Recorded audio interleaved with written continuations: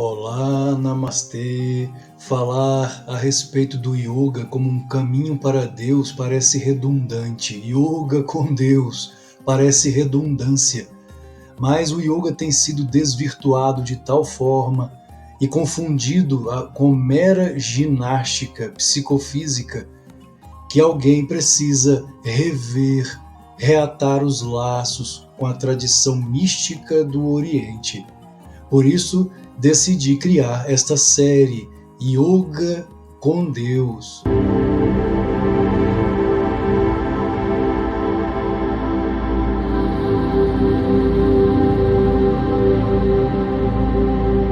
Olá, amigos, namastê. Quando o assunto é Deus, o que aflora de seu inconsciente à mente consciente? Que imagem? Esta aqui, de Michelangelo, que está lá na Capela Sistina, no Vaticano, a criação de Adão, em que Deus estende o seu dedo e Adão responde também com o dedinho em direção a Deus?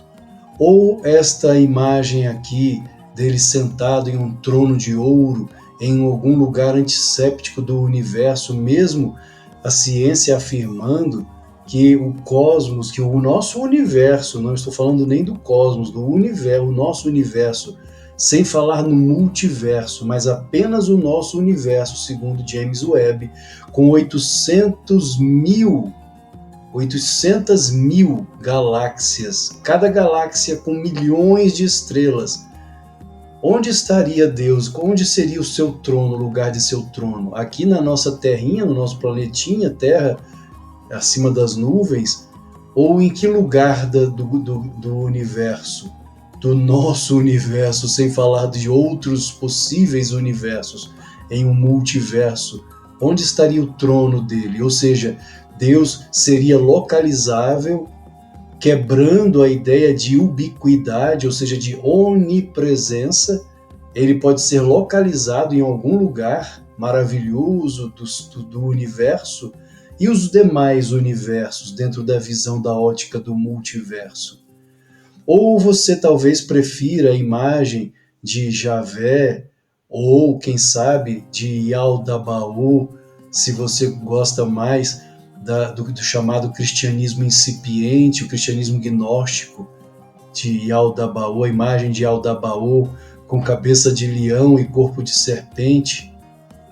Se de seu inconsciente surge alguma dessas imagens, isso significa que você crê em Deus com uma forma. Talvez você prefira a forma mais graciosa de Krishna, como uma forma para ser adorada.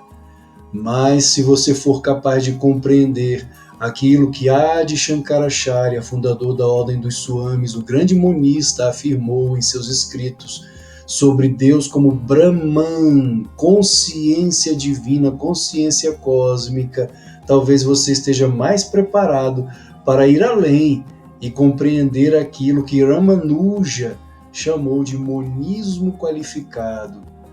Quando estudamos teologia, seja ela cristã, seja ela do hinduísmo, nós observamos termos tais como teologia catafática, teologia apofática, isso no cristianismo. No hinduísmo, que é muito mais antigo que o cristianismo, nós temos o Dvaita e o Advaita.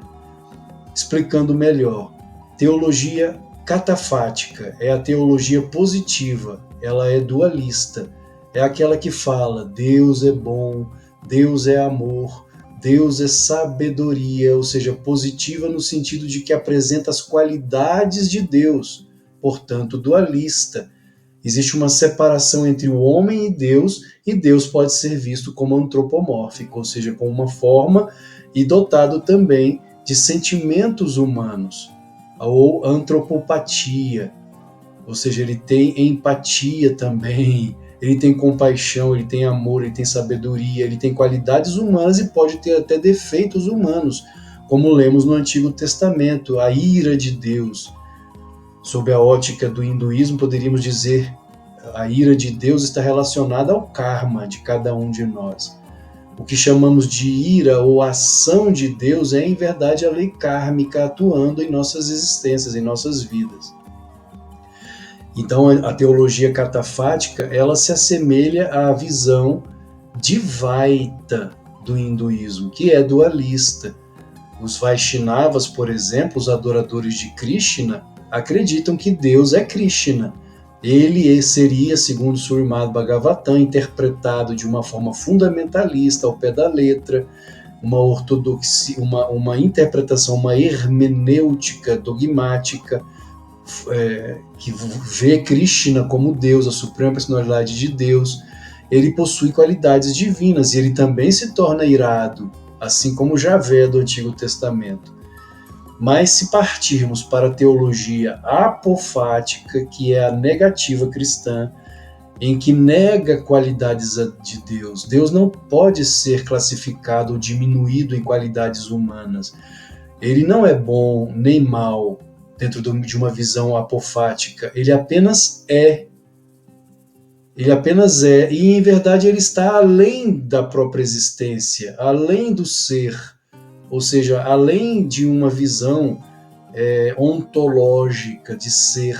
Ele está acima disso, ele está acima do tempo, acima do espaço. Ele é apenas Sat Chit Ananda, ser, consciência, bem-aventurança. Nada mais pode ser dito a respeito dele. Ele não tem qualidades de bondade, de amor, de compaixão ou de ira, de vingança, nada disso. Porque ele está acima disso, está acima do bem e do mal. E essa é a visão da teologia apofática, que no hinduísmo seria o Advaita Vedanta. Brahman.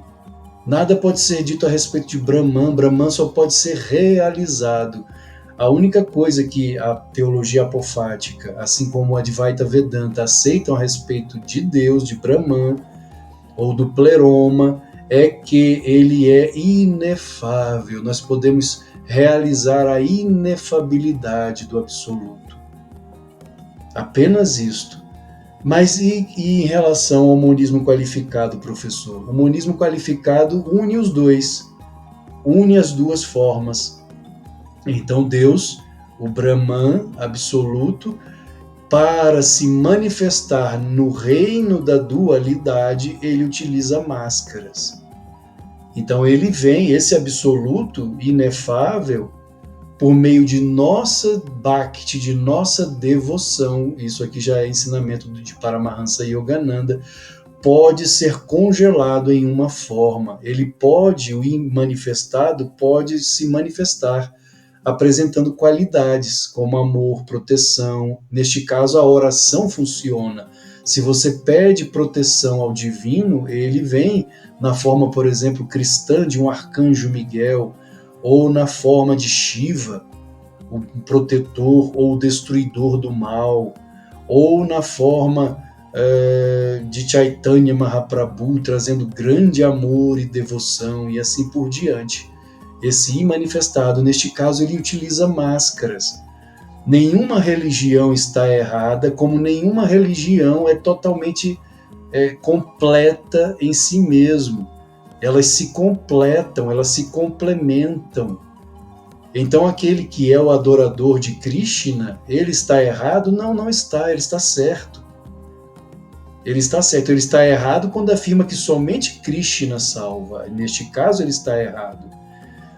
O adorador de Jesus está errado? Não, não está errado, está certíssimo. Ele só erra quando diz que somente Jesus salva, porque Jesus é uma máscara do Pleroma, do Brahman. Pleroma é um termo utilizado na visão gnóstica cristã, cristianismo incipiente, é o absoluto. O budista está errado? Não está errado. Ele só erra se ele afirmar que o budismo é o maior caminho, é o caminho mais elevado, é o caminho mais perfeito, que o Budado é o que verdadeiramente nos leva ao Nirvana e os outros não levam. Neste caso, ele estará errado se ele se torna um sectarista, porque ele esquece que esse mesmo inefável, esse mesmo Nirvana inefável, ele pode sim, ele se manifestou como Buda, ele se manifesta como os 5 Budas de Ani, ele se manifesta como Kuan Yin, ele se manifesta como Tara, ele se manifesta como os Budas. Esse é o inefável que utiliza máscaras. Então é nesse sentido que temos, segundo estudos baseados não só em Paramahansa Yogananda, em Ramakrishna Paramahansa, em Ramanuja, mas até mesmo na psicologia de Carl Gustav Jung e na mitologia de Joseph Campbell, nós temos as máscaras de Deus. Namastê.